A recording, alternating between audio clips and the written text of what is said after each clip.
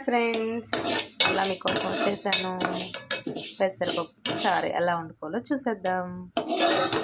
ముందుగా ఇంట్లో ఉన్న మట్టిగడ్డలు వేసి ఇంకొంచెం ఫ్రై చేసుకోవాలి.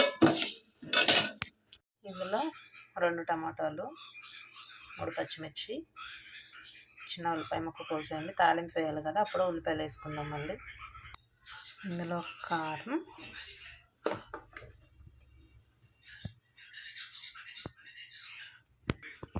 కొంచెం పసుపు, కొంచెం ఆయిల్ కూడా వేసుకోండి. ముందుగా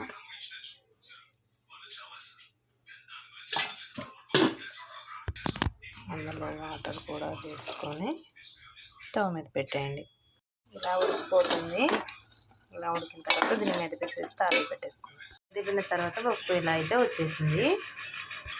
ఇప్పుడు మనం తాలింపు పెట్టుకుందాం. తాలింపులోకి కావాల్సిన పదార్థాలు: తాలింపు దినుసులు, ఉల్లిపాయ, ఎనిమిరకాయ, చిన్న ఉల్లిపాయ, కరివేపాకు. తాలింపు వేసేసిన తర్వాత ఇలా వచ్చేసింది. చాలా అంటే చాలా టేస్టీగా ఉందండి. మీరు కూడా తప్పకుండా ట్రై చేయండి, కామెంట్ చేయండి. Thank you friends, thank you for watching.